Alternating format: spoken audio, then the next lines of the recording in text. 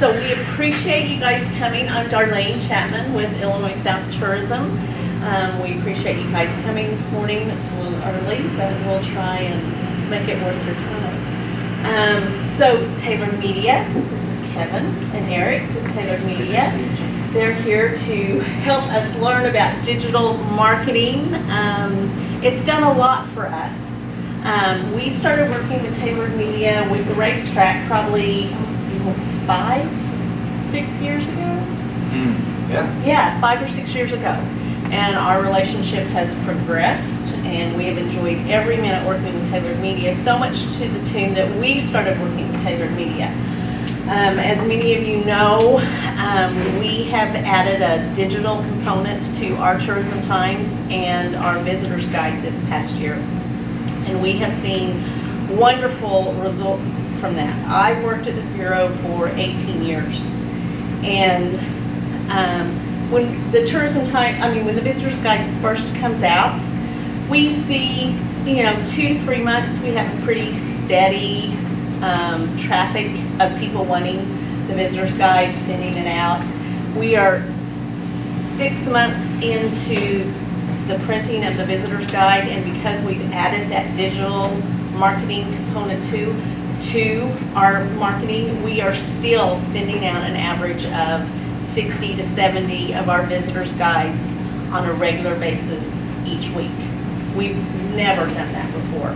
And the only thing we're doing differently is our digital marketing. So we've seen a huge impact with that personally. We also have a couple of our communities have done some digital marketing with Tailored Media. Belleville, who else, Christine? Vandalia, and again, huge success. They make it super easy. And one of the other benefits that we see from digital marketing is we can actually see the results because it's trackable, okay? So I'm going to turn the time over to them. This is going to be a very open meeting. If we're going too fast, if you think of something, if you have a question, please feel free to raise your hand, stop us, ask your questions, whatever. So, we want the communication to be there. So, nothing else, we'll turn it over to the guys. Well, thank you. Sure. I'll start. My name's Kevin Spidell, and I'm with Tailored Media. Eric Fector is my partner. I'll start with just kind of a brief overview of who we are and why we're here and how we got started with ILLINOISouth Tourism. Eric and I's background is in media for many, many years. We actually worked with the local TV station many years ago. And when we worked at the TV station, the CBS affiliate here, we were actually brought on many years ago as kind of part of the digital arm of a TV station.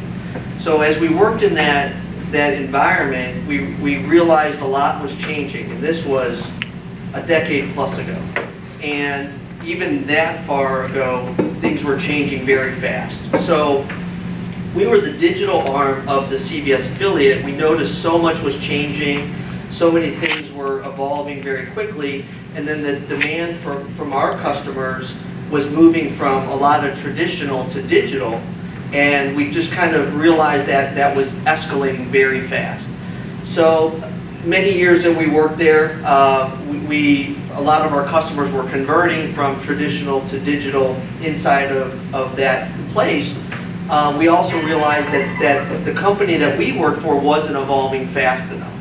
So we developed a lot of partnerships with technology companies over the years because it's moving so fast. If you don't move fast with it, you're not left behind, but you're playing catch up. So a lot of companies weren't evolving fast enough. So we decided to part ways and start our own firm so we could bring on all the technology we needed as fast as we needed it to, so we can evolve for our customers.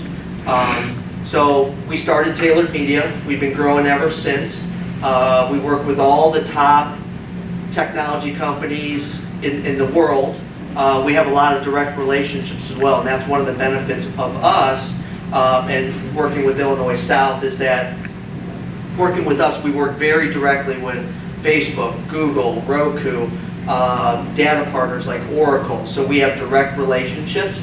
So that allows us to get as close to that technology for the benefit of all of you very quickly. It allows us to evolve. So over the years, we've partnered with, the racetrack is one of our customers, and that's how we've started to work with Illinois South. So we've had tremendous success working with our partners. We're very hands-on, which you'll learn, and we don't mind, getting in the dirt and really trying to solve the problem to help our customers grow their businesses. That's really what our goal is. With media, you have to decide, what you need to do. You need to move where the people are. You need to hit a certain amount of reach and frequency. There's a science to it. So that's what we're very good at. We've continued to grow our team. So not just on the technology side, our direct relationships, but we have a solid creative team. We got real smart people that work for us that help us on a day-to-day basis to benefit you. So we're here today because we continue to grow our relationship with Illinois South, and as our partnership with them, we are a resource for everyone in this room as well. So every member that's part of Illinois South has access to us through Christine, Darlene, Andy, the whole team. Not just today, so if there's further questions, please let them know. We're happy to come out and visit you at your locations and continue those conversations. But that's what we're here for. We'll go through a packet, but a lot of this is going to be, Q&A, answering questions. We'll start bringing up some topics. But our goal is to help you guys, grow, your marketing needs, get people to your places to visit. We want to get your message in front of the right people, and that's what we're here to help you with. So I'll pass it to Eric for a minute so he can do a little introduction. And then we got a special guest, Chris Blair, join us. So, thanks for Chris to join us this morning. But, so Chris is the Executive Vice President and General Manager of the racetrack. So we work really closely with him. We kind of developed our relationship with Darlene and the Illinois South team through Chris and his team.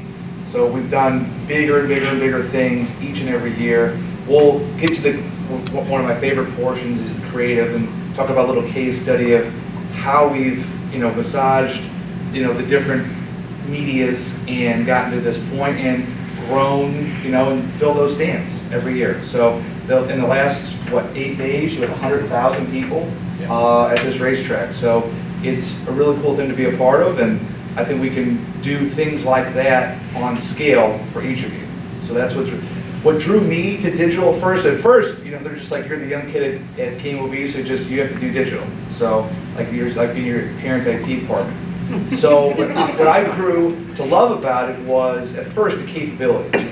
It can be kind of like the concept of cable. It can target, it can do zip codes, but then it can do behavior. So if you're interested in fishing, or if you're interested in shoes or dresses or whatever, it can micro-target in your area for that behavior. And it's only going to activate when you engage with it. So that's what's really neat. So if you're interested in going to a festival or staying at a certain hotel or a certain restaurant, it's going to know that, and before you probably did. So before we get into this, a lot of this will be about how we can help you and how that process works. But one of my favorite digital stories that drew me to knowing this is the future, this story is probably 11 years old. So keep that in mind when I'm telling you that. So Target had a marketing campaign many years ago, and it was a maternity campaign. It was online, and father saw his daughter getting upset, and she was served a pregnancy ad, and she's 16 years old. And they're like, that can't be. The father wrote Target letters saying, what's wrong with you people? Why are you sending her ads like this? And sure enough, a month later, they see that, she's pregnant. How that happened was that she was typing in symptoms that she wasn't aware were related to pregnancy, and the algorithm figured out, oh, well, she's pregnant. She needs to know about maternity clothes, diapers, and how to prepare for that. And so Target served her all these ads. And it was not in any way a negative, the algorithm was doing exactly what it's supposed to be doing. And that's one of my favorite stories about digital, is that through kind of the different searches, it can figure out what you need before you even need it. And that's a lot on how we can help, is that, for example, there's big events, and I would love to do TV for everybody, but everyone needs to be nimble, right? So with a modern campaign, we can still do video, and it can be targeted to 98% of the people that are going to be interested in your city, your event, rec center, whatnot, and that way it's not wasteful. So it's all of this, when we say digital, it's really now just advertising. So no different than 30 years ago, there's still video, there's still, graphic, just like print, and there's still audio in Pandora or Spotify.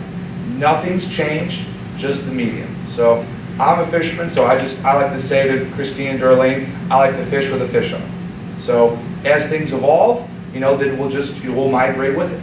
And that's what we do. We try to adapt with it. So we'll walk through this packet, we'll kind of go back and forth on it, but it's an intimate crowd, so just don't feel bad about interrupt us. If you have a question, there's no dumb question. So it's changing every day. So we'll roll with that. And then at some point I'll have Chris say a few words about how we engage with him and his team, and what his experience is with that and what the results are. Because how we connected with Chris, and I think he can say it better, is that one of the first questions that we asked when we met him was, how many tickets do you need to sell? And it wasn't like, what is your budget, blah, blah, blah, blah. We were happy to be judged on the end result.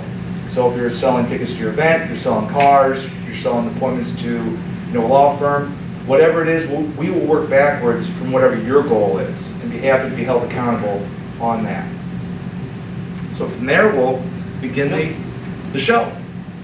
Yeah, so everybody's got a packet, and we'll just kind of move through the packet a little bit, but a lot of this is just going to be basically placeholders for us to have some conversation. First, we want to thank everybody for coming today. And like I said, this is just a beginning conversation, because everybody here might have some individual needs, and we're happy to stay later after this if you have other questions, if you want some specifics, and we're happy to come meet you. Well, I think the ultimate goal here is that today would be educational, informal, and then through either Christine, Andy, Darlene, etc., to set up a time where we come out and discuss custom needs, tailored for each of you. So that way there's no package A, package B. It's all adaptable to what will service your needs for whatever goal you have. Yeah, so thank you for coming, and we're going to jump to the first chart there. I want to use this chart as an example, and this is actually where I'll probably start talking a little bit, and then I'll have Chris jump in. But if you look at this X chart, what this shows is the evolution over the last decade of traditional and digital. So digital has been around for a long time, and a lot of times what the digital model is, let's say with social media or anything like that, is they want to grow the user base first before they really start allowing advertisements in there, because they want to get everybody kind of addicted to using platforms or whatever. You saw this a lot with television 50, 60 years ago. There was 2 commercials per hour. Now there's 30 commercials per hour. Well, because they wanted to make sure that people were watching, and then they want to start selling into that stuff. And just like streaming, cable didn't have any ads at first. Now it has the most ads. So streaming has maybe about 60, 90 seconds in between breaks.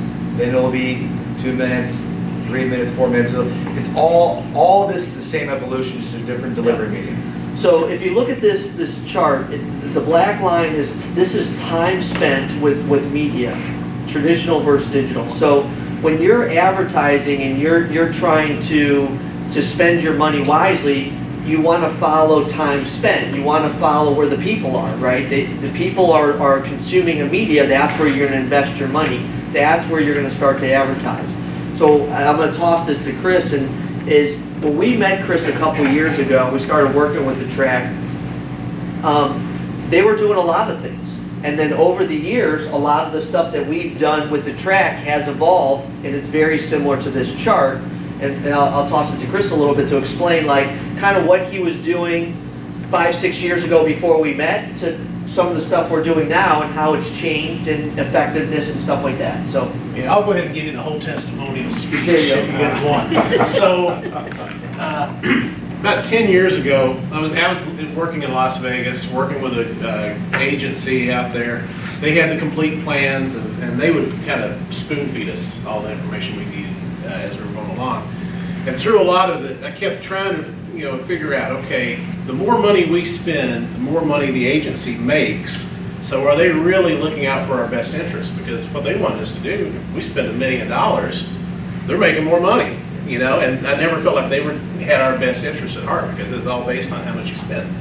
And so I decided I was going to take a lot of the stuff that I was doing in-house, and that's when social media marketing and digital was all coming on, and I said this might be an opportunity for us to kind of get away from some of that.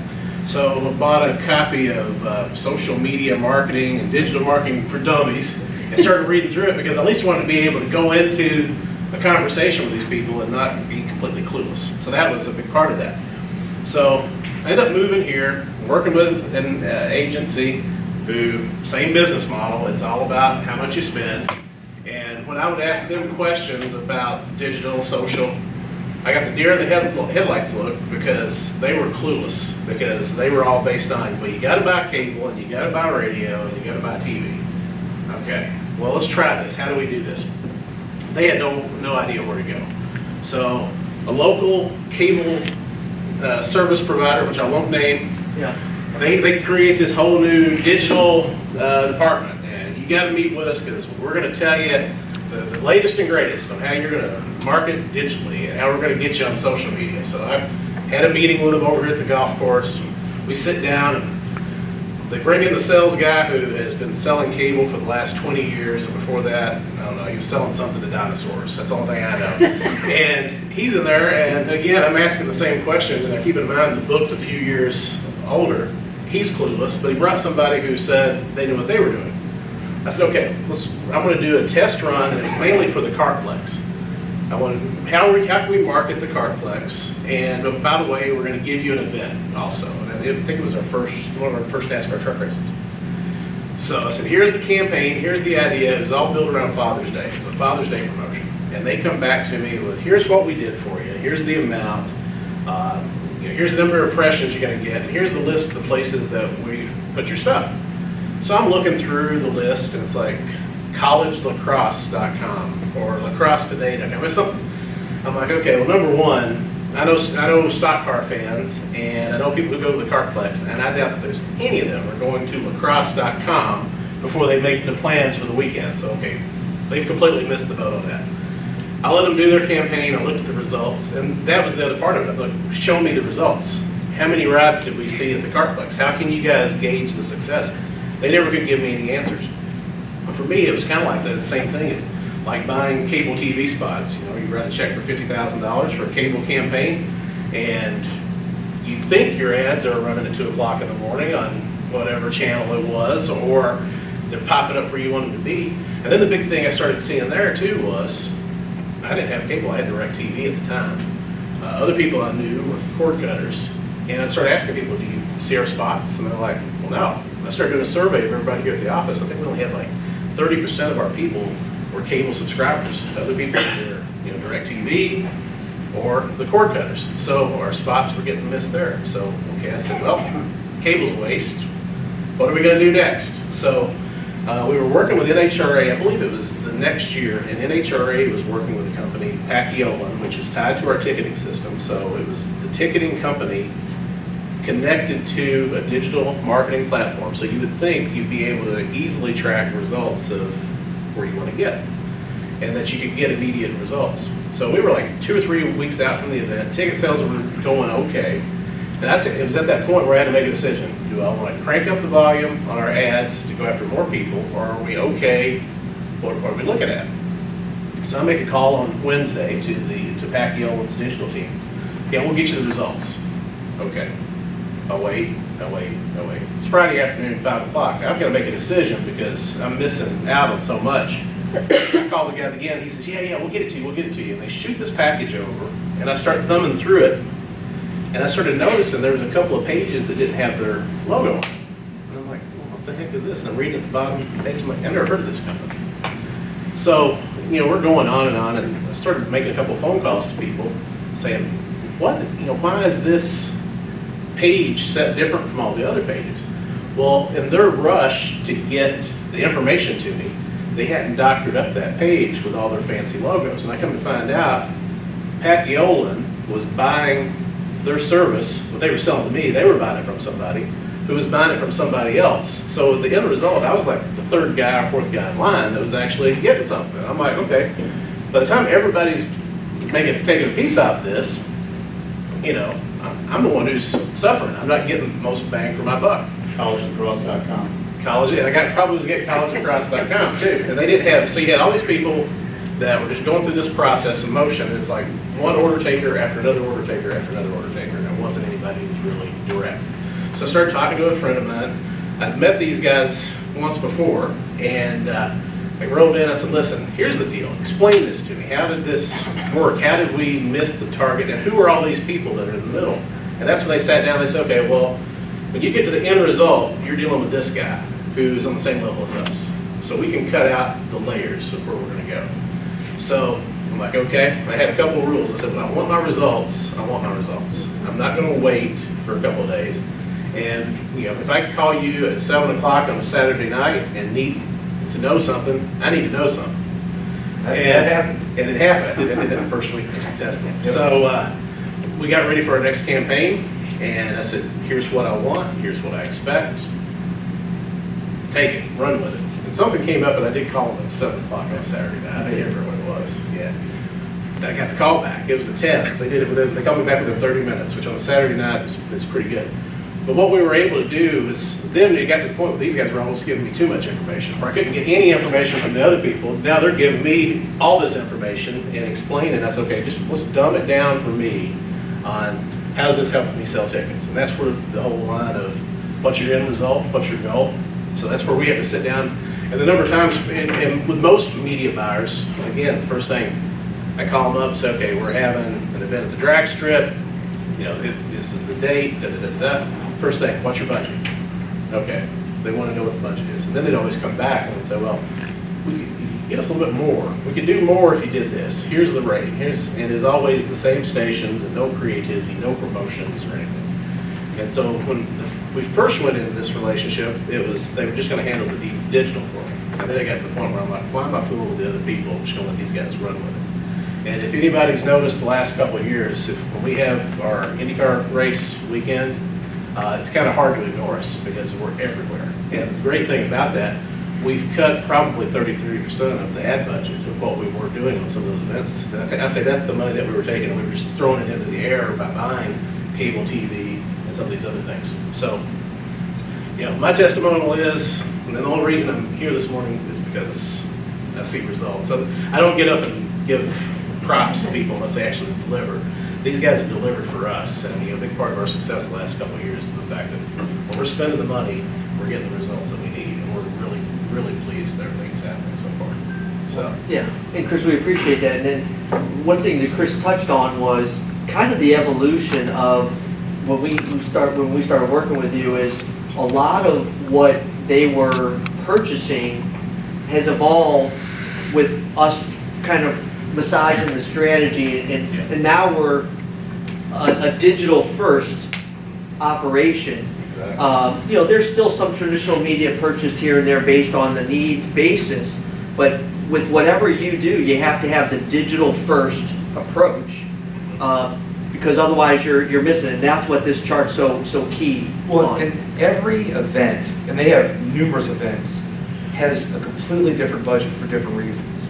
Think of it like, a Pride Fest or just promoting one different weekend in a city.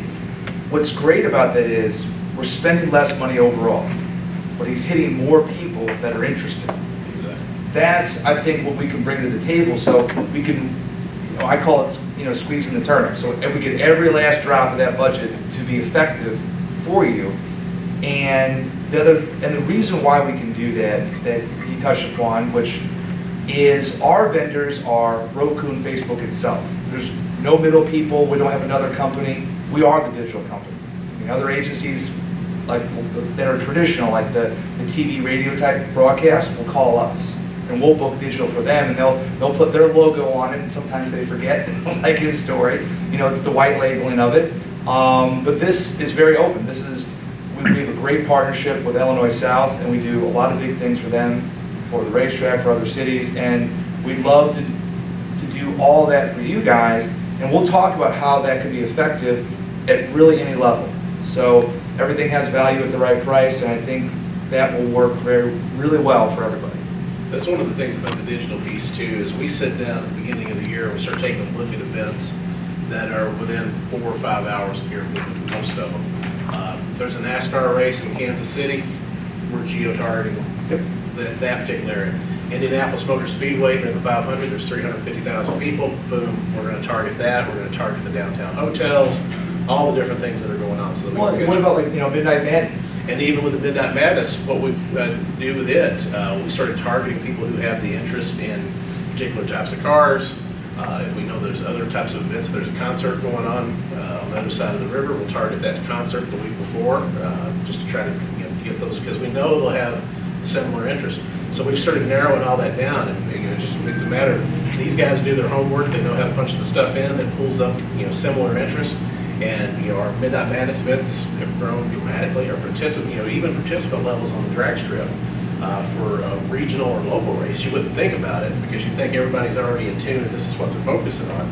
But we're going out and reaching other parts of the region just as the reminder to shock people into coming here. And it works. The joke works. So it's made my life a whole lot easier because instead of having to sit there and go over every little thing and make sure everything's buttoned up, it's getting done, so it's all being processed through the system. Yeah, one thing I'll touch on, and Darlene touched on this too, is about digital being trackable. Chris touched on it too. But ultimately, I'll also say this is, he worked with the digital company through the ticketing agency, and then when he asked for a report, they sent a report that's about trackability. But it also wasn't selling the tickets he needed to sell. So there's two components to trackability. Trackability is everybody can send a metric report, but also did it result in what the result is supposed to be? Darlene touched on it. We're sending out more visitor guides than we've had at a longer period of time because of the effectiveness of the campaign. So not only is it reaching the right people at the right time, then they are also taking the action that we're asking them to take. And you get that. What digital's so great about is the ability to put something in front of somebody and them being able to take action. They could sign up for a newsletter, they could purchase a ticket, they could request a visitor guide. Sometimes with television there's that delayed response because they have to see the ad and they have to then move to another device to take that action. And when we say digital first, that's why. And everybody has a computer in their pocket now, and that's digital first. Everything is here on your phone, right? We have a computer. Everybody's interacting with that. So that's where our approach is. When you have a budget working with that, you need a digital first and then work your way down from there and adjust your budgets accordingly. So if you're still doing the same things you were doing 5 years ago, you need to adjust. You need to start looking at different things. So that's where this X marks the spot goes, is that you need to start looking digital first and then working your way down. The other thing I'll point out that Chris touched on is not all digital is the same. So you need to customize and create campaigns that are effective for you. If you have a smaller budget or a shorter period of time, you need to fill a certain bucket first. The larger the bucket or more periods of time, you might add more things because there's so much digital stuff out there. One other key difference between a traditional campaign and a digital campaign is the adaptability. So at a moment's notice, we can pivot. Either lower the budget if your tickets are going well, you don't need that, all good. And it's our job to monitor it daily. So if things aren't effective, once we develop a relationship, we might just start doing that ourselves. But in the beginning, we're going to over-communicate, share with you, this portion isn't working, hitting these people is not effective, and we need to change direction. So as he said, we like to over-communicate, over-share. we really believe in educating all of our clients so we can speak intelligently along the process. So sometimes those are long meetings in the beginning, but I think it's well worth it because everyone can understand better what we're trying to do and how we're trying to help. So this graph is not meant to be scary. It's all it is showing you that things are changing, and we recommend kind of riding that wave with it. That's all. So traditional media is not dead. It's just it's just evolving. So your TV in your house probably has a dozen apps on it. So it's no different than your computer now. And you're still watching it in the same place. You're still sitting on your couch or your chair, but how you click on it is different. That's all. Yeah, so if we want to go past the table of contents, I want to kind of move to page 7. And this will kind of give another example. And I want to, one of the things I wanted to kind of talk about is with the mobile first strategy and digital, if you look at traditional media, there's a companion in the digital space. So digital has taken over the traditional media. People still watch television. They just stream more television than they watch traditional broadcast television.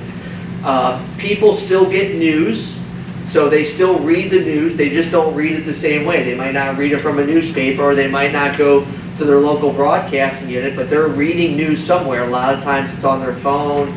They're getting it from a news source. One of the interesting things, this was over a decade ago, that we used to, at Channel 4, KMOV.com, one of the top 3 news sources in St. Louis, right? You had the Post-Dispatch, Fox 2, KMOV.com, KSTK.com. So one of the 5 major news sources. This is a decade ago. 75% of all the traffic a decade ago that came in through to KMOV.com came in from social media. A decade ago. Meaning that the news stations were pushing out the news stories to social platforms. People were clicking on that ad, coming back to the .com platform to read the article. This was a decade ago. It's probably 95% at the moment, because that's how they survive of getting the news out there. So if I'm on Facebook or Twitter, that's my news feed, right? That's where I'm getting information. Those are aggregators. They aggregate whatever's interest to you.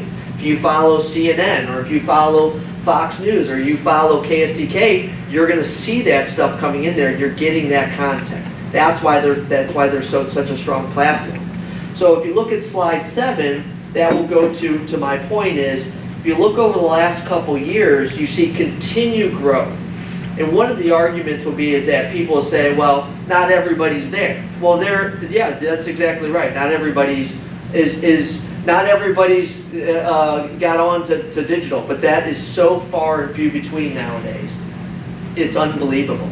So, I mean, unless anybody from 8 to 80 is on the platforms. So at some point. Some people more than others, and that goes to where the time on media is going. It's only going to go up. So if you look at these platforms, you kind of notice the strength of them. These are in the U.S. numbers. So almost everybody has a Facebook account nowadays. A lot of people who aren't super users still use it to communicate with family and friends across the country.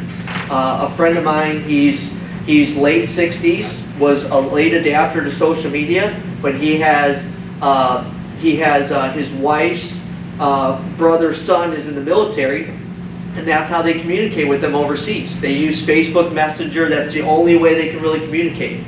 So everybody's being drawn onto these platforms and stuff, that these platforms are becoming kind of the central of media.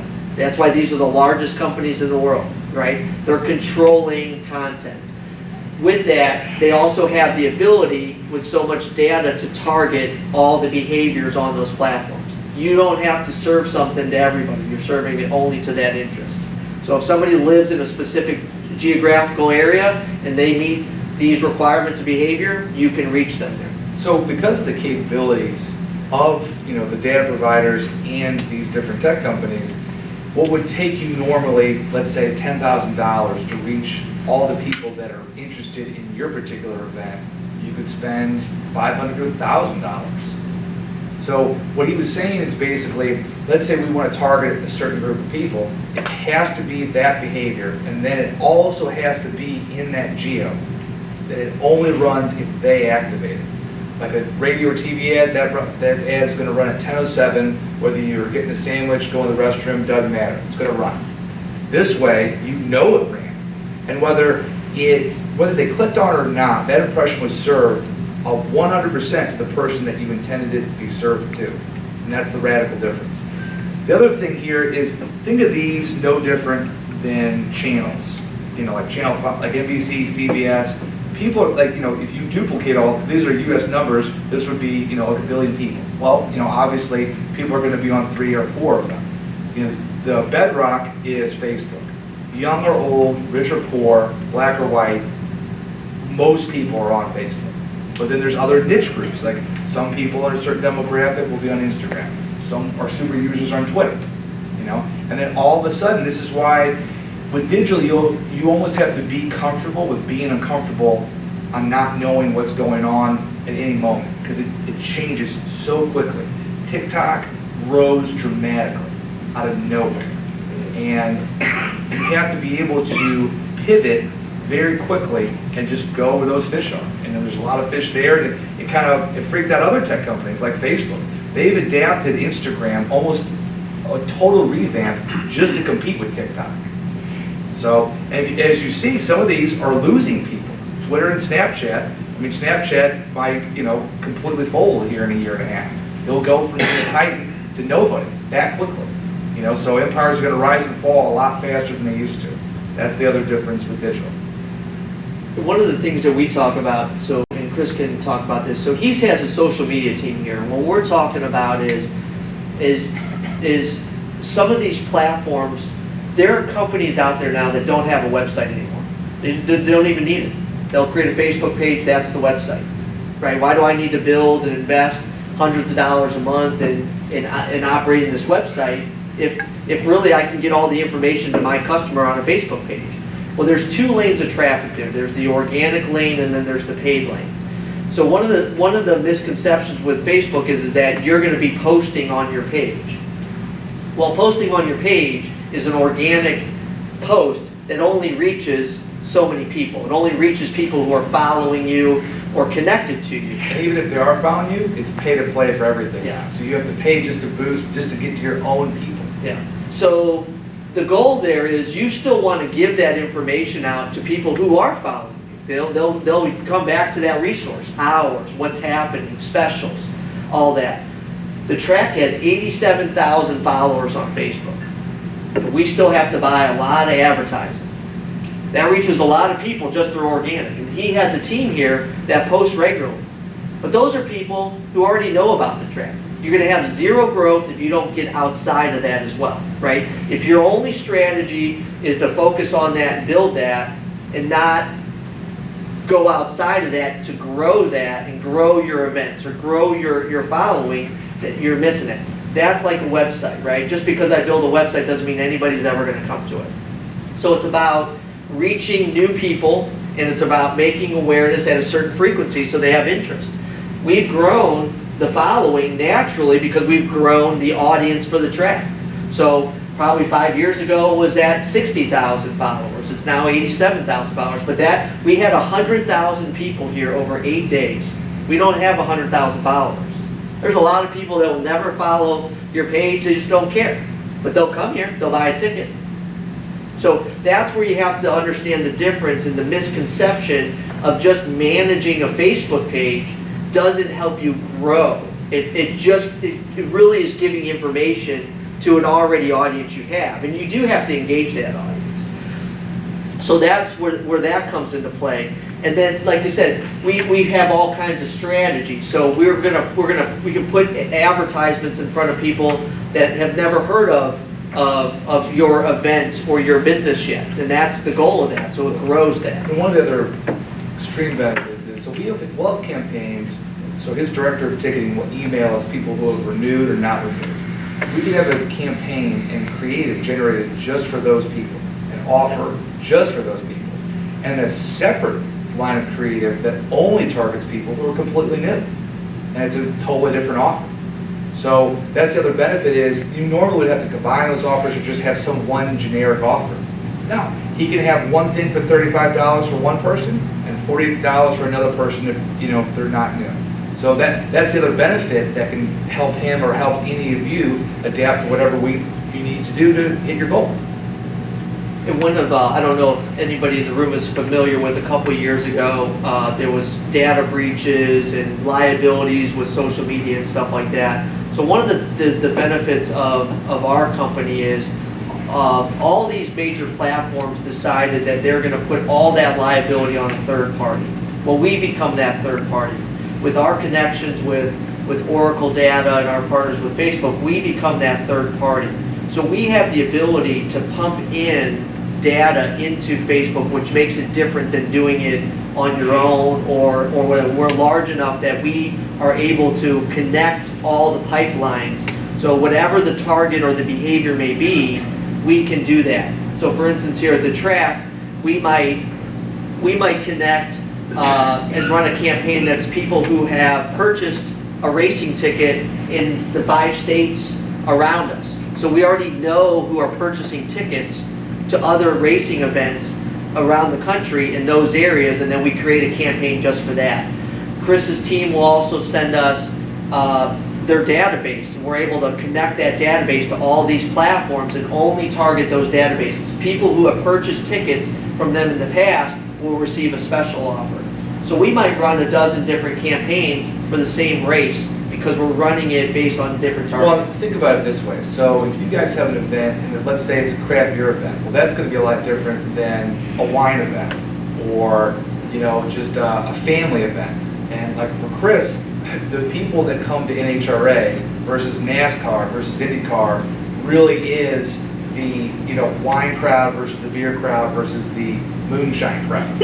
Okay, so it's a variety of people, and you would be shocked to learn like the people at Midnight Madness. Just for if you all don't know what Midnight Madness is, it's basically they've legitimized street racing here at the track. So instead of getting arrested at midnight, for doing racing your motorcycle, you can come here and do it legitimately.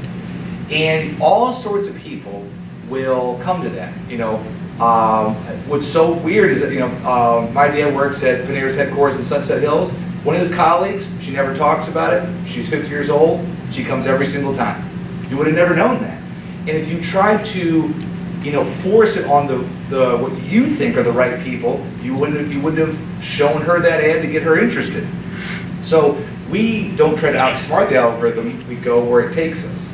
So if they want to be served the ad at 3 in the morning while eating Cheetos, and they want to look at Midnight Madness, then it's going to be served to them. So there's no box where we're going to put that in. So we monitor that, the engagement and the behavior of all that to make sure the health of the campaign is solid. No different than monitoring your blood pressure, your heart rate. So that's what we do, and we're extremely transparent in that. So you can get daily, weekly, monthly reports depending on what type of campaign you have, and it's our job to then explain. It'll look like Chinese pictographs if you're looking at it, but it's our job to explain what all that means in relation to how it's being served and how it's being effective in accomplishing your goals.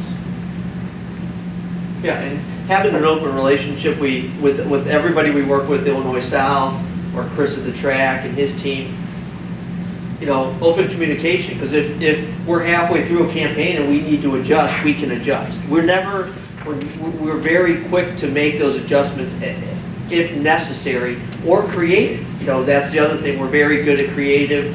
We can adjust creative. So if there's a ticket offer change, or if there's sometimes we have reschedules, so we can adjust all that stuff based on that. And that's one of the benefits of that, is that you can adjust very quickly to that stuff. Well, and to touch it with the partnership with Illinois South Tourism is, Darlene and her team have a campaign to essentially promote the overall, co-op together, the region, and through this partnership, like maybe Tailored Media would never normally connect with your organization, and no matter what spend level that might be, but now we can, and because of the partnership, it can be even more effective together through that co-op. So you guys will, hopefully, the more we do with everyone, see all, the tide rise and all the boats rise together. So that's part of our goal isn't just about talking about digital and how we're going to do that. It's that this partnership will work very effectively through Illinois South Tourism with how it's been set up. So, any questions so far, or thoughts, or areas of discussion we'd like to talk about? No? Okay. Christine? I have something. So, it's, what would be nice, like for a lot of people that are here, it could just be like, one event that they're wanting to do, but it doesn't just have to be that one event. Like for Metro East Pride, Randy, a good example would be like, you've got your event coming up in October, but you have smaller events that go throughout the year that you could still technically continue that process to still get more momentum. And so by the time you've done that for a year, then your next year Pride Fest is going to be, sky's the limit. Right. So it's nice to keep that momentum going. Well, that's an excellent point, because, Randy, we were talking earlier about your fundraising and, getting, 100 or 150 people. But if you look at political campaigns, you could be extremely effective micro-targeting people to fill all those buckets for all those different events. And you don't have to spend, on arm and a leg to do that. You could spend a couple $100 and only, pepper the people that need to see it. And then it'll move that needle. So if you want to have more events or more people at those events, you can do that. And it's the return on investment. If you spent $400 and you got an extra 50 people to show up and it's $100 a plate, I mean, that's just no brainer, right? Yeah, and that's how you do it. I mean, if you look at the political candidates now, what they'll do is they'll just put their candidate in front of a camera, have them talk for 3 hours, and the video editor will chop that up and micro-target all the different little things for those people that care about those specific issues.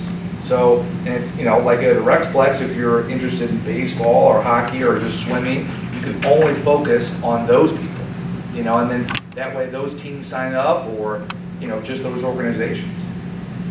And what's nice too, I think, with a lot of these communities is that it's not just about the event, it's also about the economic development aspect of it. So you can continue to promote the city, the things that are happening in the city, or the businesses, whatever. So it's just, I think it's for me, this whole thing is much larger than what it is. And when Chris said dumb it down, like I resonated, like I'm like, yes, because it's a little overwhelming at first, but I think like the gentleman had said, this is exactly where everything is going. It's gonna everybody on their darn phone as it is now, or a laptop or whatever. So I think it's a natural progression that we wanted to get you guys all on board with. So. Well, I was talking about, the gentleman who just started, promoting the last couple of years, we want to get more people in his community to show up to local events.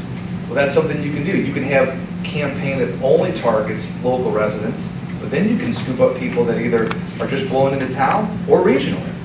People that might, drive an hour or 2 hours, and they have different incentives and different creative for each of those flights and campaigns. That's what's really cool about this, and we can adapt those budgets and those impressions at a moment's notice, and if it's effective, then we keep going. If it's not, toss it out. And like Chris said, he piggybacked on other events, similar events that were maybe months ahead of time or whatever to draw people to their specific events they have here, which is fantastic. Well, it's something that's just a general marketing principle. The more you put your brand and your name out there, the more people see it, the more it reaches and more frequency, the more people are going to engage with either your city or your business. So if we have an ad for Wide Open Wednesday, someone might see that who's interested in Midnight Madness or the NASCAR truck event. And then they've also seen the Illinois South logo. So that's the other benefit, is that's just going to keep getting promoted and promoted and promoted. And obviously the other benefit is they foot part of the bill. 15%. That's I'd love to have the extra 15%. That just basically goes towards more promotion. So it's helping everybody. Yeah, and our goal is to help you guys just kind of start to think outside the box, because that's really the goal. Is, and some of the things we've done with the track and some of our other customers, we work with all kinds. We have restaurants that have small budgets. and we've had to work with them to create a strategy that they can keep their name out there. Like I said, they don't have a website, they just have a Facebook page, but they're a restaurant. Now they have 15,000 people that follow their page, and that's a lot. So when we continue to promote and grow them as an audience, and when they do a lot of wine dinners and stuff like that. When they put that wine dinner out, it's sold out in no time. And we don't really do any of the advertisements for the wine dinner, but what do? We promote every day, 365 days, not a lot, but we promote constantly to people who are interested to grow that base. So when they do launch their wine dinners, they sell out like that. So sometimes we always try to connect the dot of, well, I have to promote this to get this. Well, sometimes if I just promote who I am, that will be a natural effect as well, if I just have awareness of who I am. And then when I launch that, you already have some awareness, some frequency already that resonates versus you trying to have to get in front of them constantly with that. So we've talked a lot about the concept. So basically we're only at page 9, but if you guys flip to page 46, you can see what a carousel ad is that we're doing right now for Illinois South. That would involve a lot of the members here. So on page 9 it talks about the different types of ads we can do and build in Facebook. And then practically, here are some of the ads. So I promise this big old packet we'll breeze through this, but a lot of it's creative because we want to show you what it looks like. So we basically reconstructed what Andy and Jack did at Illinois South for the visitor guide and rebuilt it in a social media meeting. That way they can engage with it. And as Darlene said, the results speak for themselves, but this is one example of how we could build it for you. Now, you can see there's different slides, they can talk about different things along the way. This is how it was initially built, but here's what's cool about, for example, a carousel ad. Whatever is going to be most effective to draw your attention, Facebook is going to reorder that and show you that first. Because Facebook is in the business of time. They want more of your time back. So they want the ad to be more effective. And they'll help push it. And the more effective it is, and the better the creative, the cheaper it is, and the more they'll push it to even more people. So having effective creative, having a good message has been critical in marketing since the Roman times. But this is just an example to show you how that works and how it can be effective. So if you're only interested in cupcakes, you're going to see that first. If you're interested in craft beer, you would see that first. If you're interested in seeing the big chair, biggest chair in Illinois, that'll be first. Or a dragon. So that's how that works. Now, I'm assuming most of you probably are on Facebook in the room. How often do you guys engage with it? Daily. Every day. Because, what's great about the way Kevin was describing, it's not just a news aggregator, it's your friend aggregator. You can see your, sisters, brothers, kids, your cousins, people that you normally wouldn't connect with every day, but you can get updates about. So it's got a little bit of everything. So when people say they get their news from Facebook, they're not getting it from Facebook. They're just getting it from how they want to be aggregated from their news provider. So they're still getting it from a news, producer. It just is delivered to them through Facebook. What's so fun about it is you actually become antisocial because you start not seeing any of your friends' stuff, and I just see a shoe ad or a travel ad. But people are on there. They're giving you what you want. The benefit of digital, whether it be on a television screen with streaming, Roku, I don't know if a lot of people stream, but with Roku or whatever, they're serving you what you want or what your information is with the algorithm. So I will notice sometimes if I'm at my house and I'm watching TV, I'll get served a certain thing on the Roku because my kids might have been typing something in or searching something. So because some of the targeting could be based on the Wi-Fi connection, right? Or a household is what they call it. So there's individual targeting, that could be to your phone, but then there's also sometimes what's called a household connection where basically TVs are connected to a Wi-Fi and that's where they're targeting. So you might see something your spouse might have been searching for, or And you start to see what's really cool about it is you'll start to see brands who never bought traditional media. So I have a dog, and I have never in my life have ever seen a Royal Canin ad on broadcast television. But I see the Royal Canin ad on my Roku all the time, because they decided that buying broadcast at $25 million across the country a month, it isn't going to matter, because we're reaching all these people who are cat people or have no dog or whatever. But they're going to reach me because they know, based on that I've been into PetSmart or Petco, right? This is a tracking device, so it knows exactly where I've been at every time, and that will help with my algorithm. It knows based on, if I've ordered something from Chewy.com or whatever, it knows everything. And that's unfortunate, but it also allows that targetability to be effective. So it's allowing everybody to, nobody wants to be tracked, but would you rather see something that's relevant to yourself than not? Then that's the whole point. People used to hate TV commercials because they're like, I don't need that. But now it draws my attention because it's relevant to me. And that's what all this targeting can be. You now can get streaming ads on television without having a $20,000 a month budget in television. We used to sell television, and you used to tell people, man, if you don't have $10,000 or $15,000 a month for 6 months, you might as well not even really do it, because you have to hit all of St. Louis, So if you think about it, so when we used to sell television, the biggest advertiser at any given moment is a car dealer. They spend about 1/3 of the revenue on advertising in the country. If you do the research, only 4% of Americans are interested in buying a car at any given time. So if you spent $100,000, only 4% of it is going to people who give a hoot. If you think about that, that is extremely wasteful. Car dealers like to waste a lot of money on a variety of things, but I just think that's just now they have money for sponsorships. But that's also why they're all asking, when are you going to buy a car? Like, if you go to any event, that's one of the biggest questions is is it the next 3 to 6 months? Because they are trying to target that so that they're not wasting that money on the people who don't give a hoot. But and they even they'll send you mailers that will buy your car. You just bought a car. 6 months later, like, we'll buy it back for you. I mean, it's just crazy.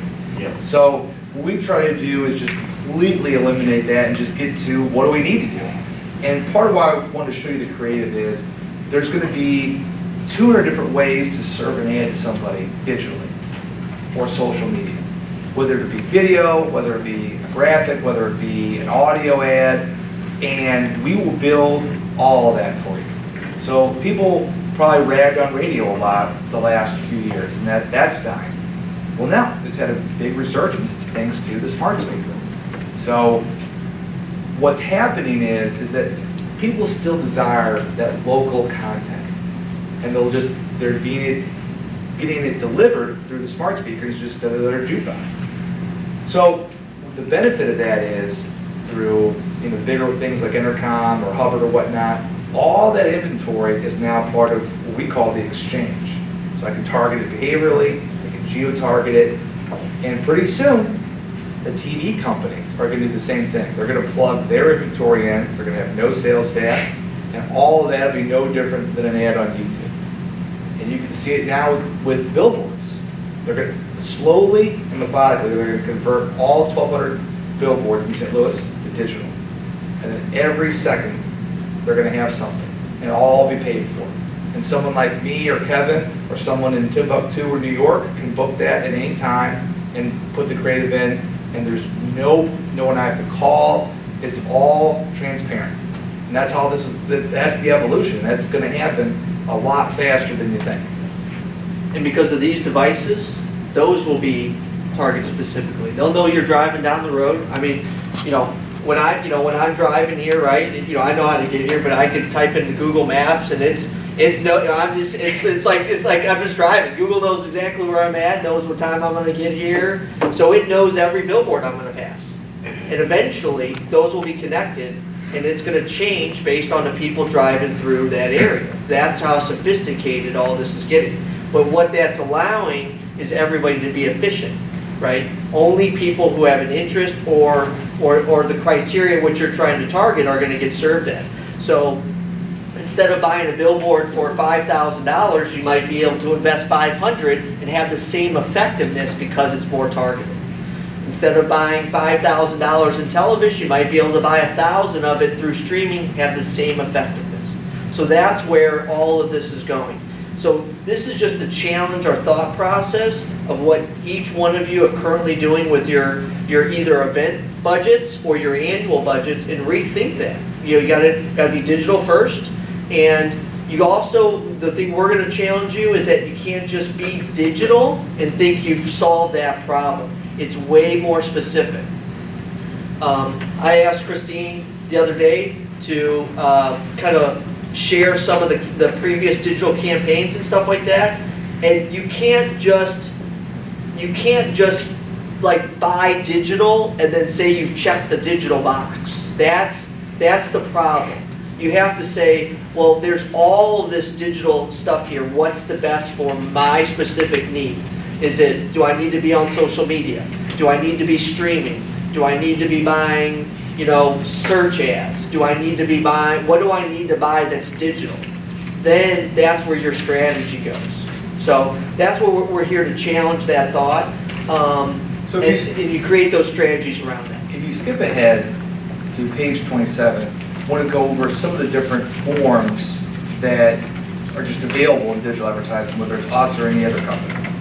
So some of the fancy jargon is just calling it programmatic. All that means is it's using an algorithm to target people based on what your criteria is for what you want to accomplish. And you can serve that in all the ways we've been saying. So display is no different than having a print ad. Okay? Video, no different than having a cable or broadcast TV ad. Audio, no different than the radio. Email, again, no different than getting a postcard or a direct mail. So all of that will have all the programming that you want to hit all those people. So some of the other versions of this, and I won't go in the precise order here, but some of the most effective is retargeting. So they put a little matrix code, from Facebook and on your website, and that code follows you around.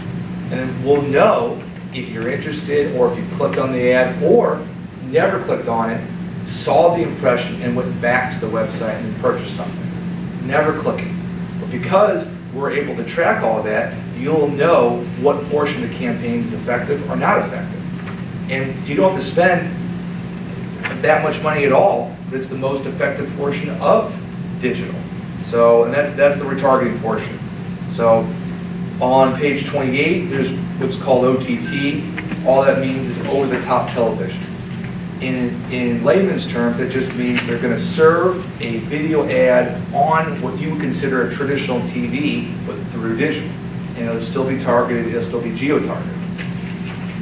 For programmatic audio, you have, Pandora, you have Spotify, and you basically, SiriusXM was promised not to have ads, and everything's got ads now. So you can never escape it. It's no different than buying a $3,000 radio schedule. You might hit in that schedule, 1% of the people you want to hit, but if you spent $300 on a Pandora campaign, you'd hit 99% of the people you want to hit. So just think about that. It's not just about being more effective in the impressions, it's about saving money and hopefully, growing, or you can either reinvest that in more ads or just spend less and be more profitable. Whatever way you want to take it. Yeah, and Chris referenced that, and his over the years was able to, and it didn't happen overnight, but over the years he was able, with more comfort and more growth, he was able to then say, well, I could start to turn down some of that budget, right? Because I'm gonna get the savings, because some of it was, we determined what was wasteful, so he picked up the savings, but all at the same time while still managing growth, right? So it's that same thing you have to do. You can't just all of a sudden just take savings if you're still looking for growth, but over time, with the right strategy as you turn it, into the right places, you're gonna find out what's working, what's not working, and how to get there. And we've talked a lot about different components of digital and whatnot. You might absorb 10% of it. So if we continue to work with all you, we will go at everyone's own pace. So we're never just gonna blow by and just, try to, use fancy terms and sound smart. We're saying this to hopefully be educational. We continue to be educational no matter how long we work with somebody. Because this will continue to evolve every week, every month, every year, every day. I know. Question in the back. Christine again. So say, for instance, someone here is interested in, doing something with you. What would be the next step for them? Obviously, through me would be set up a meeting. Yeah, the next step would be, we want to, coordinate that through Christine, but we can come to you. We can set up a Zoom call or a phone call, whatever is your comfort level. And that might take 2 meetings, might take 3 meetings, whatever you guys' pace is we'll go with that. So it's usually just a conversation, and we try to work backwards, like we said at the beginning, from what your goals are, and then we try to walk you through how we would recommend to get there. So in instance, like how many tickets, are you thinking you'd like to sell? So they should be, if someone, like I said, is interested, their goal would be to think of what is the goal that you want to reach? Is that fair to say? So, exactly. So like, for Chris and one of his campaigns, we would start with, okay, so, I want to sell, 12 to 20,000 tickets to NASCAR truck. Okay? Perfect. Then we work backwards from, years ago, like, we need to create an event. We need to create this link on the website. We need to, build the campaign this way. What are some things that didn't work? What are the type of people that you're looking at? And, we do our own research, and then we form our recommendations. But that'll get us to, the 99-yard line. In the end, you're going to know more about your event, your business, than we ever will. So the last portion is, we give feedback, we have that conversation, we tweak it from there, and then we go live. And that can hit, once we build the creative and you approve it, that can start within an hour. And if there needs to be an adjustment in a week or 2 or whatnot, we can do that, and that's really easy. So we try to be, kind of a hand in glove process, and we're very easily accessible. So call, phone, text, email, whatever. Okay, so I have a question about Facebook. So, like, we have Facebook followers, of course, and then we'll create an event, and you boost that post, or, like if you do a post, you can boost it. So where does that, because you can geo-target that as well, Yep. to some degree, not to the degree that you all can. Where does that end and you take over?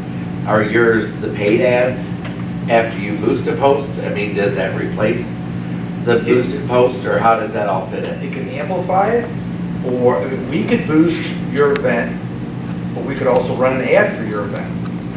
We could also post for your event. So there's all those different lanes of traffic. So the most effective, just because Facebook makes it that way, because they're in the business of making money, is a paid, campaign. So if you just boost it with no, data from Oracle or the credit card companies, then it's going to be limited, very limited to what Facebook can do now, which is not a whole lot.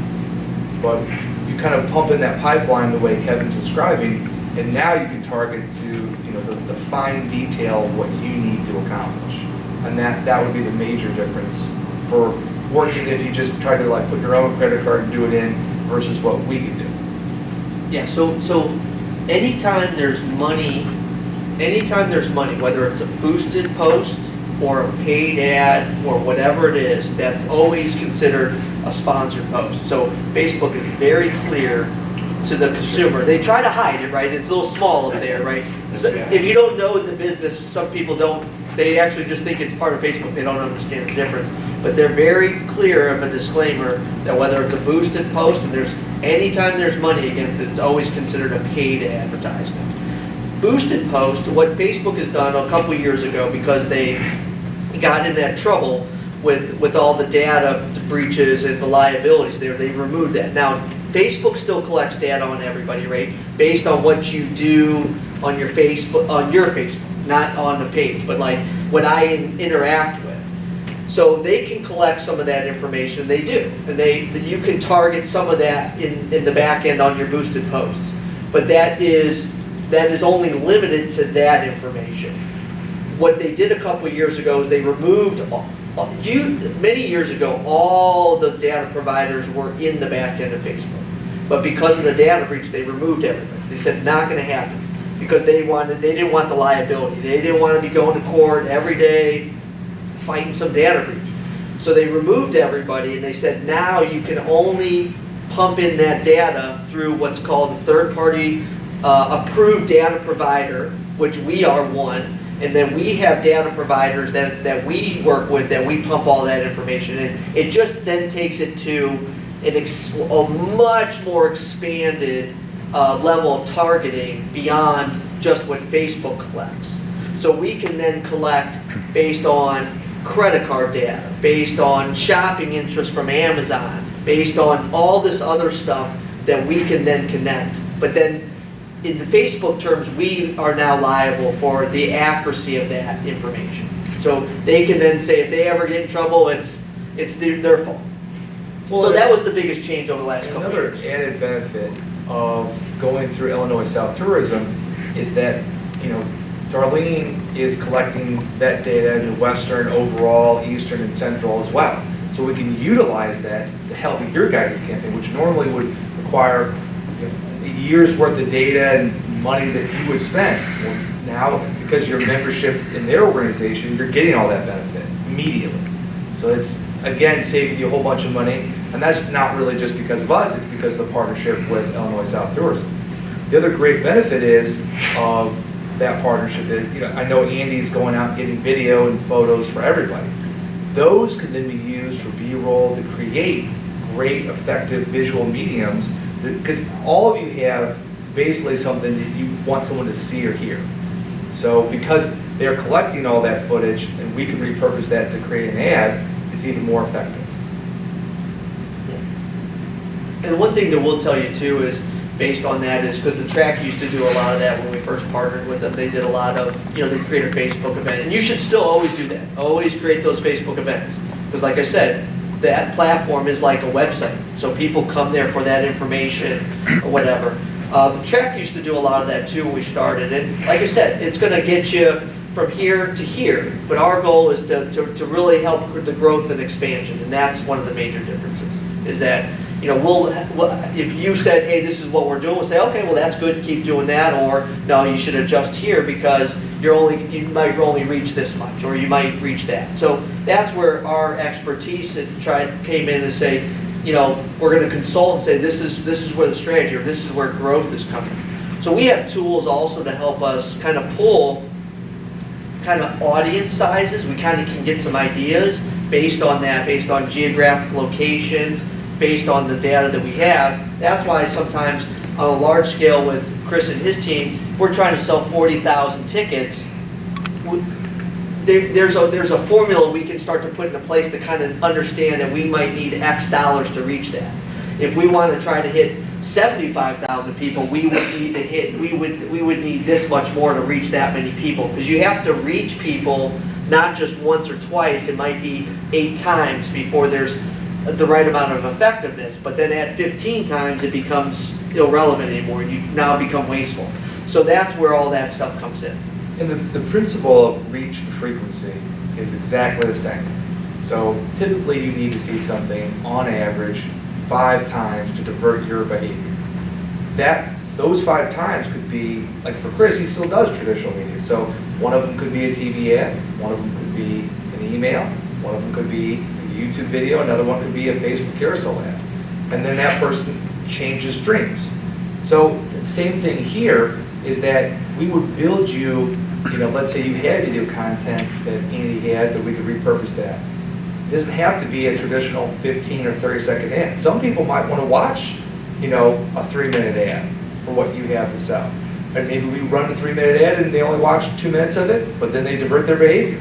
So this allows you a lot of non-traditional forms of communicating with the people that you want to communicate with. And we'll build it in all those different ways to make sure it can serve whatever way they want, whether it's a display ad, an audio ad, or a video ad. Questions? Take everybody's time. So this is to Chris. So you have a social media team here. And so I assume that they do post for, is it for recognition? I mean, what is your goal with them posting every day or once a week or whatever versus promoting your specific events? We rely on our social team primarily for race results, basic information that we would be going after for our participants. And it's more just kind of our own brand building here inside the racetrack. It's not necessarily that we're going out and trying to sell a specific ticket to an event. Right. So we just found that the engagement with the fans or with drivers, different things like that, it just kind of gives a more personal connection. So that's one of the things we're trying to build is where we come across as being more accessible, the track's more accessible, just so we can have that one-on-one engagement. Basically, it's a communication too, so that if people do have specific questions, instead of me having to go through these guys to answer a question about can we bring a cooler to the track or those type of things. That's where we want to have that where that's that personal touch. Like Taylor in our ticket office, we've kind of made her a little bit of a celebrity among some of our core fans because they all feel like they can either contact her directly now or they can pick up the phone, they can go through social, just for that personal touch. Because we never want to really give the illusion that we're too big. We are a big venue, but we want to try to have that personal touch. So we try to use that more personal approach for us. And then if it's trying to sell tickets to the masses. Exactly, that's a campaign, Yeah. because you have a specific goal. And to that point, that they're treating the website or the Facebook page and their Twitter page and all their social media pages as an extension of their website. They are a large organization, their website is still very valuable, but there's a lot of people through their, that come here, buy tickets, that might not really go through the website ever. They might only be through Twitter or Facebook, because they do like the back and forth, the way that they communicate. That's why these platforms are so strong. The other thing about that is they do a great job because they update it, right? They put the information. So the super users and the super fans like to come there, get that information. Like they'll make an update, like, well, this event got rescheduled or we're delayed, this is the time. They know they can go there for their bulletin board. The one thing about that though is that you also got to understand that in the Facebook space, there's only so much time somebody can be on their Facebook newsfeed, right? It's my newsfeed. So Facebook is competing to give me all the information of things that I want to see. So let's just say I like your page and follow your page, and then I like and follow his page, and I like and follow your page, and I like and follow your page. I like and follow 100 pages. There's no way I can see 100 pages of information in my newsfeed. So sometimes that you're trying to also just kind of organically push out something, and it might only go to 5 or 10% of the followers you have. So when they push something out to 87,000 followers, 1,000 people might see it. And that's not because they're not doing a good job. That's just because that's what Facebook says we're going to serve that post to. Now that post is on their page and on their wall forever as information. People can find it. They can resort. But that's why the pay to play in these spaces are important, because it's going to, by that pay to play allows it to be pushed in front. Now Facebook now is incentivized to help you engage with people because you pay for it. I can give you a great example then through the racetrack. So they could post 3 things within 3 minutes. Something about NHRA, something about NASCAR, truck, and something about IndyCar. All within 60 seconds. Those would each go and pop up in a completely different person's newsfeed.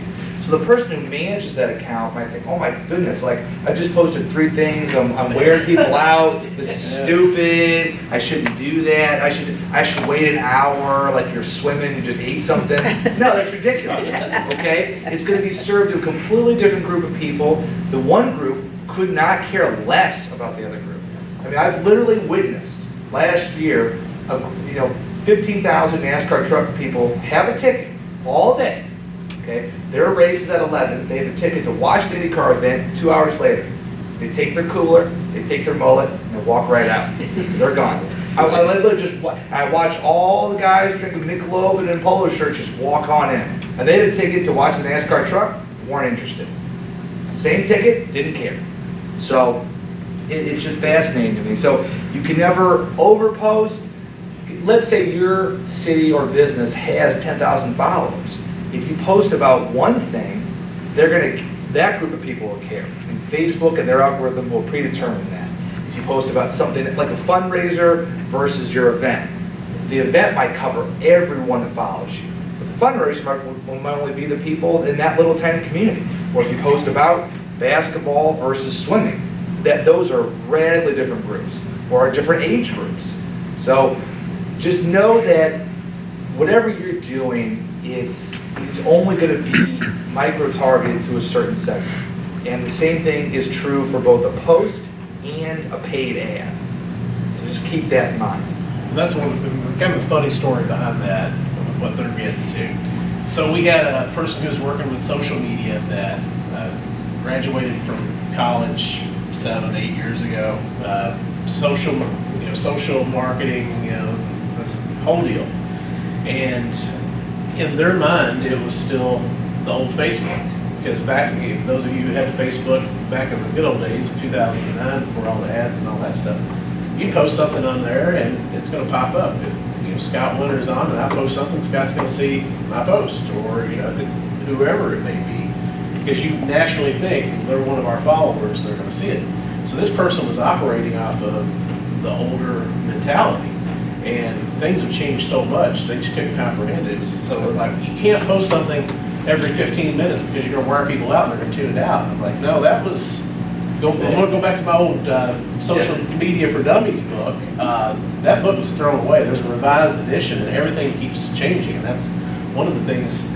You almost have to be sitting there constantly reading all the stuff. That's where these guys have that team that stays engaged in how this evolves and changes and algorithms and all this other stuff. It's not what it used to be. And think about this, right? Anybody can go on the internet right now and type in a search and say, what's the best time to post on Facebook? Oh, 6 p.m. on Friday, right? Whatever. Well, you and 50,000 other people just read that same insight, so you all posted at 6 o'clock on that time. So nobody's post getting seen because everybody posted at the same time. So what we're trying to say is, you can't take the old information and try to use it. Now you got to look at that page. Is your job, because this is your organization, is to create content for Facebook to scan your page and push out. If you try to overthink the algorithm, you're gonna lose. You're at a disadvantage. Post 100 times a day. You're creating content. What does Facebook want? They want content, and you're giving it to them. Post, post, post, post, post. It will figure it out. It will put it at the right person at the right time. Like I said, that's your organic, right? You'll have slow, steady growth. The paid side is, you're trying to really go after that growth, right? And if you go after like page likes, some of the vanity metrics, you're also going to miss it. So Chris's team will post something, and let's say it posts, I don't know, they post something, hey, tickets now on sale, right, on the page, which they should do. It might have, because it goes, they have a big reach because of their following. It might go to 1,000 people, and they might get 50 likes on it. Like, oh, 50 likes, man, we got it. We will then have an advertisement that will reach 50,000 people. It will only have 3 likes, but it sold 5,000 tickets. Right. You see the difference? Sometimes you're chasing the wrong metric, the wrong vanity. Now, for an organic post, that's great, because that's what that is. But sometimes if you look at a paid post or a boosted post or something, you might be chasing the wrong metric. You're looking at it, you're trying to say, I'm looking at it with these lenses, and I should be looking at it with these lenses. And that's what the difference that we try to bring is, some of that real insight, because they are 2 different lanes, but people think well, I posted on Facebook, I'm a Facebook marketing expert. Well, it's even more sophisticated than we know, right? Let's let the smart people at Facebook figure it out.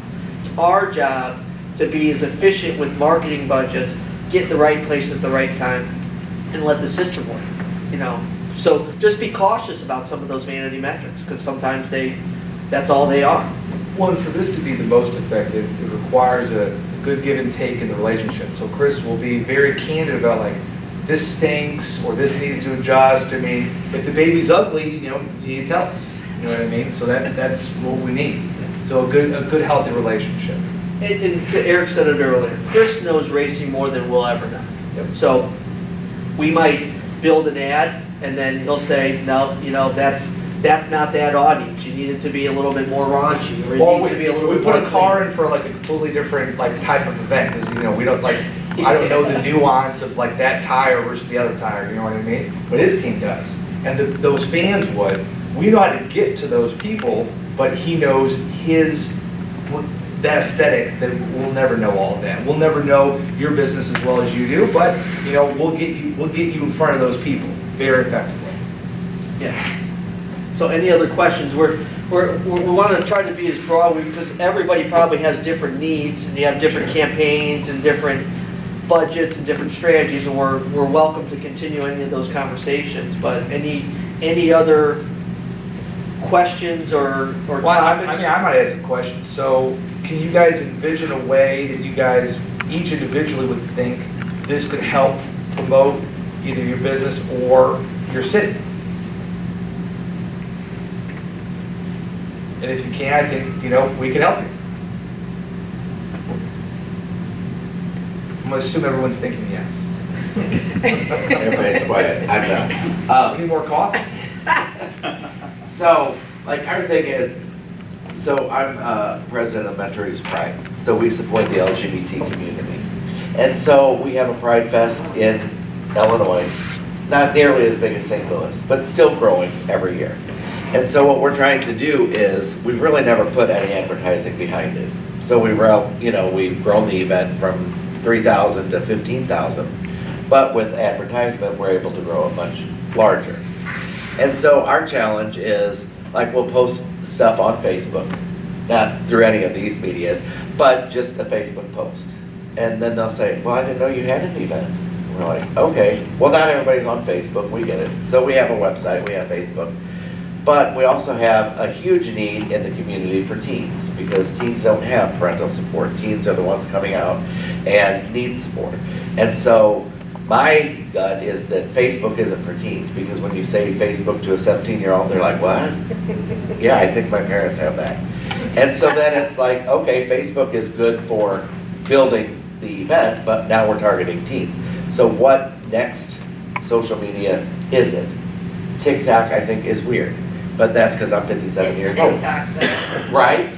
And so it's like, okay, how do we engage TikTok users? Because those are the kids that are using TikTok. You know, that's where we probably need to focus our money. Not that we're doing a good job on Facebook by any means, but we're totally missing those other people. And when it comes to TikTok, Snapchat, Instagram, Twitter, you know, and everyone's, back in the day, we all had websites and it had Facebook, Instagram, and Twitter. Those probably aren't the three that we all need anymore, you know? We need to branch out and figure out who we're trying to attract. So that's our challenge, and we're looking for, I guess, long-term. You know, our event's 5 weeks away, and we've been working with Christine and Andy for a while, you know, doing a video and trying to get content and things like that. But, I mean, it takes a while, you know? And then we have content, and then it's like, okay, what's the next step? So I think we all just have to, you know, put a plan together and know that it's continually evolving, and these guys can help, you know, do those We see the benefit pieces. in it, and that's why we wanted to share it with all of you, because a lot of you still do those traditional things. You still do the print advertising, you still do this is just a way of getting in front of people almost immediately, and then being able to find out what works best. So if you say start with Instagram with these gentlemen and it's not working, they'll see it and they'll say, try TikTok. I mean, it's kind of nice you've got so many different platforms to work with to figure out what is your niche. What is the best way for you to attract the people that you want to attract. So You know, maybe it's not TikTok. Maybe it is the parents of the kids that are coming out that you need, who knows? Sure. So the beautiful part is that, and everyone's budget is different. We would all love to have the Worldwide Technology Raceway budget. We would all love it. But the reality is, well, of course, the reality is that that's not how it is. You may only have a $500 budget. You may have $1,000. Well, and think about it this way, we're not siloed. So like, Keene will be in Case to K, the newspaper, they're all competing against each other. They all want 100%. We have access to everything. We just want whatever works for you. If it keeps working for you, keep doing business with us. Yeah. And that's simple. Yeah, and to your point, if you look at that chart, TikTok in the last 2 years has exploded. And a lot of people, there's a lot of misconceptions about it though. People think it's only, 13-year-olds to 22-year-olds. Well, that's not true. It doesn't have 120 million followers or users in the United States in 2 years if it's just kids. So there's an audience for everybody on every platform. So sometimes you have to also say, what I think I know isn't there. Let the systems work. Because even though on Facebook, to your point, a lot of younger people say they're not on there, Facebook is also bigger than just Facebook. If you understand that, what's funny, the reason why Facebook and Google and Apple are the largest companies in the world isn't because they have a singular app. Almost every other app is built on Apple or Facebook's platform. So even though it's not Facebook, those young kids have an app that is, somebody else built it on Facebook's platform. So because of Facebook, they are allowed to get in there. They're collecting all that information. So half the apps on mine are built on the Facebook platform and you never know it. You just never know it. Same with Apple and all that, they're just built. They built the infrastructure for small companies to build apps that they wouldn't have the technology to do it. So that's what's interesting, is that you can then track cross-platform and cross-app. Now we're getting real sophisticated, right? And that's why TikTok and Facebook and them are in a battle, because they're a battle for attention and control of the information and time. And Christine and I joke about it. I'm on TikTok all the time. Oh, I'm not the demo. I'm not the demo either. I find myself, I could spend 45 minutes on TikTok and I didn't even know what happened on television. My kids are watching The Descendants on the Disney Channel or something. I'm just sitting there like, this is just great content. And it's all content that's served to me based on my needs, what I'm interested in. So you should build a TikTok page and you should just pump content on there. Why? Because then the TikTok platform is going to serve it to whoever shows that interest. It's weird. I'm going to say, we were talking about Branson earlier today. I'm going to get Branson ads all over the place now, Sure. right? Because it's been listening, Yep. It's listening to this conversation. I'm going to see it on TikTok, I'm going to see it on Facebook, I'm going to see it on Instagram, all over the place. Eric said it too. Everybody has one platform of first choice, but almost everybody has a second and a third. They don't admit to it. So we used to see this all the time in television. So I don't watch television. And then all of a sudden they're referencing Duck Dynasty. Well, you just said you don't watch television. So people, what they say or what they admit to is different than what reality is. The truth is here. Speaking of that, so I'll tell a funny TV to digital story. So lots of TV shows for the last 50 years have been, they try to reverse engineer what they think that demographic would want to watch, okay? So there's a show, it's called My Little Pony. It's for, little girls. What? Strangely enough, middle-aged men like the show. They're the second demo of My Little Pony, and they don't have kids. So just think about that. So just whatever you're building, you never know who might be interested. So that's why I was talking about not outsmarting the algorithm. You never know who might be interested in, basketball at your Rexplex or cider at your craft beer event. You have no idea. So that's why we don't get in its way. We just, wherever it wants to roam, we let it roam. So if I was surveyed, I mean, this is a safe place, I'll say, yeah, I'm on TikTok all the time, I love it. But like, if I go home and talk to my friends, I'll be like, TikTok, what are you talking about? That's for kids. You see what I'm saying? It's, Right. you know, me and Christine talk about it all the time, is that it started, you know, the first 20 million, 30 million started, it was the young kids. Because it started, if everybody knows the history of TikTok, it used to be Musical.ly app. And it changed, right? So it got bought, sold, they changed it, rebranded, took off, right? And it's very close to music. A lot of music's launched on there. It's you know, if you listen to the radio, if you're on TikTok, sometimes you're gonna hear a song first. People are launching stuff there, it's being promoted, and then it's catching on the radio. So it shows the influence of these apps are now influencing old people. And So some it's of great. those radical things we haven't even talked about, like, for example, like Fortnite, this giant ecosystem community. They will have concerts, introductions to new people within a video game. I mean, that's kind of where we're at the moment. So it's a brave new world. We're happy to be your guide. And we, love to connect with all of you and try to help you sell tickets. So you have a TikTok page yet? No. Yeah. I mean, I've thought about it, and I'm like, my thing is just time. Because like Facebook, yes, you can connect, and then I think, oh my God, I just spent 30 minutes, and I wasted 30 minutes. And Yeah, but I don't should have been download getting the something TikTok app, done. right, Christine? You'll be there for toast. hours. I know, that's, Now, what's interesting about the TikTok app is you can serve ads there and we can do that for you. So that's, even if you don't have a page and you have a lot of content on there, you can still serve ads there, okay? So it's new. Now, they don't serve near as much advertisements on TikTok yet as they do Facebook or Twitter or Instagram. Sure. Why They're is still that? growing. Because they want the user base to be real high Right. before they sell Yeah, out yeah. and they get there. So that's always the model. They get you used to the platform and so addicted to the platform that no matter how many ads they serve you, you'll never let it go. So that's what Facebook was brilliant at. And they've proven the model, that you are just going to be addicted to a platform. And like I said, they also adjust these platforms to find new ways to evolve. So TikTok is TikTok is going to take out Instagram. It's just going to take it out, right? So a lot of people, so let's call it 5 years ago, right? You would talk to some TikTok just isn't around, nobody's talking about it. All the young kids were on Instagram, not Facebook. Oh, Facebook's for old people, Right. whatever. It's like, who would have thought it's for old people, right?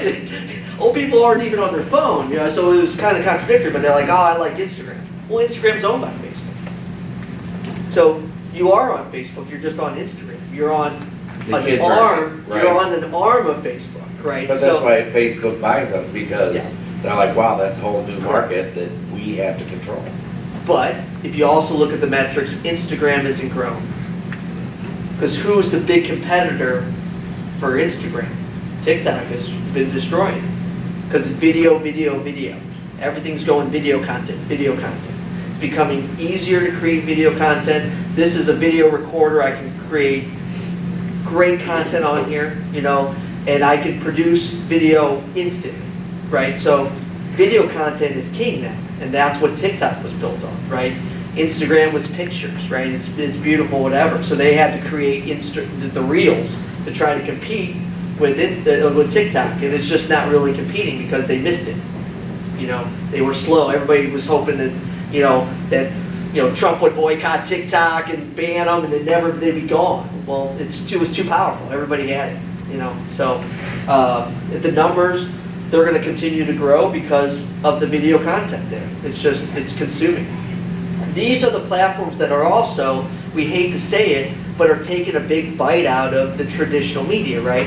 So if I was watching, we joke about this all the time. So 50 years ago, you turned into Channel 4 to get news, but you were really waiting for the weather, right? Weather was the drive. Everybody wanted to watch at 10 o'clock to see if it was going to rain tomorrow, because you had no other way of knowing. Right? You had no other way of knowing. I couldn't predict it. Now everybody's got a phone that has weather on it instantly. Yeah, we were. I don't need to wait till 10 It o'clock. should be here in 7 minutes. Yeah, I don't need to wait till 10 to get the weather. I don't need to wait till 10 to get the Cardinals score.